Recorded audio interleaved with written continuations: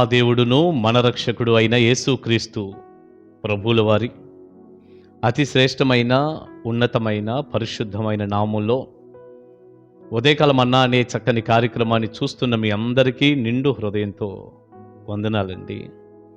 దేవుని మహాకృప మీ అందరికీ కూడా తోడై ఉండును గాక. ఎలా ఉన్నారు? దేవుని కృపలో మీరందరూ క్షేమమే కదా? సంతోషంగా ఉండండి.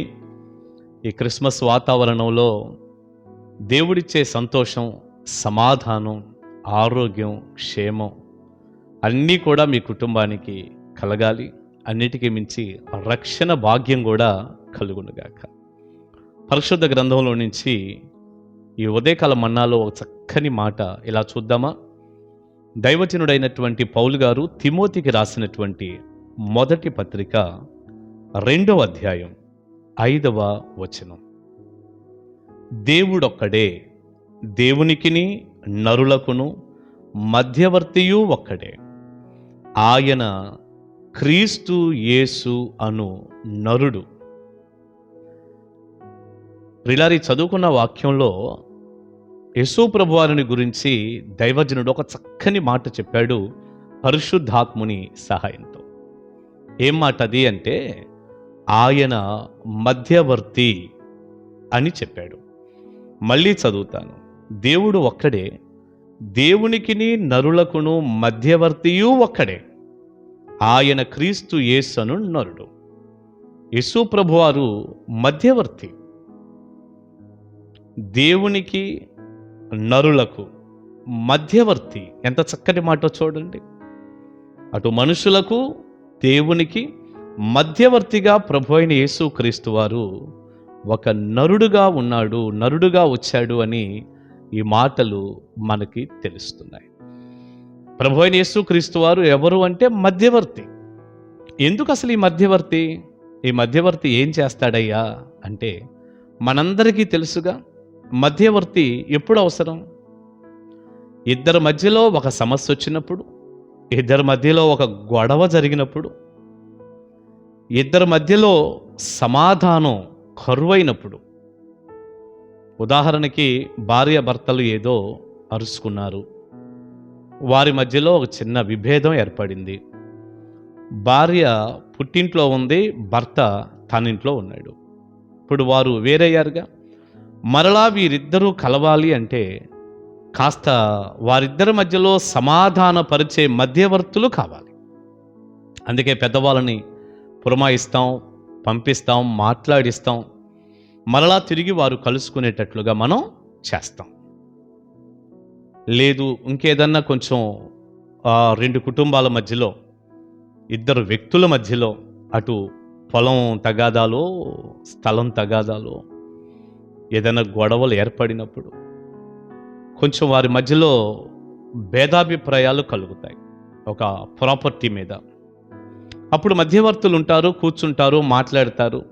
మరలా ఎవరికి ఏది రావాలో, ఏది న్యాయమో అలా జరిగిస్తారు.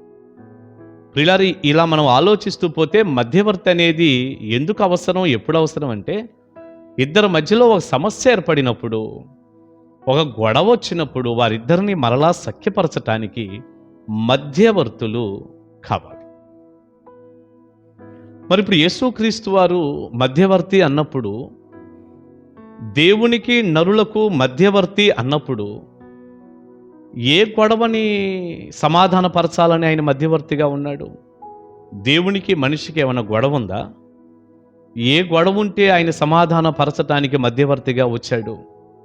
పాస్టర్ గారు మీరు చెప్పింది బాగానే ఉంది, ఏదో భార్యాభర్తల మధ్య గొడవ ఉంది కాబట్టి మధ్యవర్తి వెళ్ళాడు, సమాధానపరిచాడు. మరి ఇప్పుడు దేవునికి నరులకు మధ్యవర్తియు ఒక్కడే, ఆయన క్రీస్తు యేసు అనే నరుడు అంటున్నప్పుడు, మరి ఈ మధ్యవర్తి దేవునికి మనిషికి మధ్యలో ఏం చేయటానికి వచ్చాడయ్యా? సమాధానపరచడానికి వచ్చాడు అన్నప్పుడు అసలు గొడవేంటి అని మనం ఆలోచిస్తే, ప్రియులారా, పాపము చేసినటువంటి ప్రతి వ్యక్తి కూడా, ఇంకో మాట చెప్పనా, ఈనాడు భూమి మీద ఉన్నటువంటి ప్రతి వ్యక్తిలో కూడా పాపము అనేది ఉంది, చెడు అనేది ఉంది. అది స్వతహాగా పాపం చేసినందువల్ల పాపి కాదు, పాపి కాబట్టి పాపం చేస్తాడు. స్వతహాగా ఆదాము హవ్వల దగ్గర నుండి వారి సంతానంగా వచ్చినటువంటి యావత్ ప్రపంచంలో ఉన్న ప్రతి మనిషికి కూడా పాపం అనేది సంక్రమించింది. పాపం అనేది వారి జీవితాల్లోనికి వచ్చేసింది. ఈ పాపంలో ఉన్నటువంటి మనిషి దేవునికి విరోధిగా ఉన్నాడు, దేవునికి శత్రువుగా ఉన్నాడు. దేవుణ్ణి కలుసుకోలేనివాడిగా, దేవుని దగ్గరికి రాలేనివాడిగా, ఈ పాపం ద్వారా దేవునికి మనిషికి పెద్ద గ్యాప్ ఏర్పడింది, వైరం ఏర్పడింది. దేవుని సన్నిధికి రాలేని వాడిగా, దేవుణ్ణి కలుసుకోలేని వాడిగా మనిషి ఉన్నాడు. మరి వీళ్ళిద్దరిని ఎవరు కలుపుతారు? మధ్యవర్తి కావాలిగా. మధ్యవర్తిలాగా దేవుడే ప్రభు అయిన యేసు క్రీస్తు పేరిట ఈ భూమి మీదకు వచ్చాడు. వచ్చిన యేసయ్య కన్య మరియ గర్భాన యోదయ దేశపు బెత్లెహేములో 2025 సంవత్సరాల క్రితం ఆయన జన్మించాడు. ఆయన కలువరి సిలువలో మనుషులందరి పాపం కొరకు రక్తము కార్చి ప్రాణం పెట్టి, ఆ సిలువను ఆశ్రయించిన వారు, యేసు ప్రభుని హృదయంలో చేర్చుకున్నటువంటి వ్యక్తులను పాపం నుండి విడిపించి, ఆయన ప్రశస్తమైన రక్తంతో ఆ పాపాన్ని కడిగి విడిపించి దేవునితో మనిషిని సమాధానపరుస్తున్నాడు.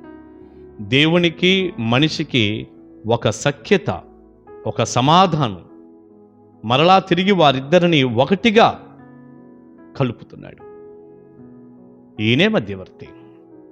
అలా కలపటానికి వచ్చినటువంటి యేసయ్య మధ్యవర్తిగా ఉన్నాడు. అవును, సిలువలో ప్రాణం పెట్టి రక్తం కార్చాడు. ఆ రక్తంలో మనుషుల పాపాలను కడిగి దేవునితో సమాధానపరిచి రేపటి దినాన నిత్య జీవాన్ని ప్రభు అనుగ్రహిస్తున్నాడు. ఈ మధ్యవర్తి అయినటువంటి యేసు క్రీస్తు వారిని నువ్వు నమ్ముకున్నావా? ఈ క్రిస్మస్ వాతావరణంలో క్రిస్మస్ అంటూ ఆనందిస్తున్నావుగా. యేసయ్య సిలువను ఆశ్రయించావా? యేసు రక్తంలో నీ పాపాలు కడుక్కున్నావా? రక్షణ పొందావా? దేవునితో సమాధానపరచబడిన స్థితి నీకు ఉందా? ఈ మధ్యవర్తి ఉన్నదే అందుకు. ఏదో కేవలం తాత్కాలికంగా క్రిస్మస్ అంటూ ఆరాధించటం కాదు, కానీ యేసు ప్రభువుని నీ హృదయంలోనికి తీసుకో, మారు మనసు పొందు, రక్షణ పొందు, పాపాల నుండి బయటపడు, దేవునితో ఒక చక్కని అవినాభావ సంబంధం. ఈ మధ్యవర్తి ద్వారా దేవునితో సమాధానపరచబడు. నేడు రేపో ప్రభు రాబోతున్నాడు. యుగ యుగాలు నువ్వు పరలోకంలో ఉంటావు. దైవ దీవెన ఆశీర్వాదాలు మీ అందరికీ ఉండునుగాక. ఈ మధ్యవర్తి అయినటువంటి యేసు క్రీస్తు ప్రభువారు చేసిన ఆ శిలువ కార్యం ద్వారా మీరందరూ దేవునితో సమాధాన పరచబడుదురుగాక. ఆమేన్. ప్రార్థన చేసుకుందాం. పరిశుద్ధుడా, ప్రేమగల తండ్రి యేసయ్య, దేవునికి మనిషికి వైరం ఏర్పడినప్పుడు, పెద్ద గ్యాప్ వచ్చినప్పుడు మధ్యవర్తిగా మీరు వచ్చి కల్వరి సిలువలో రక్తం కార్చి ప్రాణం పెట్టి మమ్మల్ని అందరినీ తండ్రితో సమాధానపరిచారు. కోటి వందనాలు. ఈ క్రిస్మస్ వాతావరణంలో నామకార్థంగా నాయన ఆరాధిస్తున్న ప్రతి బిడ్డ కూడా మీతో సమాధానపరచబడిన స్థితి పొందుటకు సహాయం చేయండి. గాయపరచబడిన మీ చేతులకు అప్పగించుకుంటూ ప్రతి కుటుంబాన్ని దీవించమని యేసు నామాని ప్రార్థన మనవులు అడుగుచున్నాను తండ్రి. ఆమేన్. ఆమేన్. గాడ్ బ్లెస్ యు అండి. కలుసుకుందాం ఉదయకాల మన్నాలో.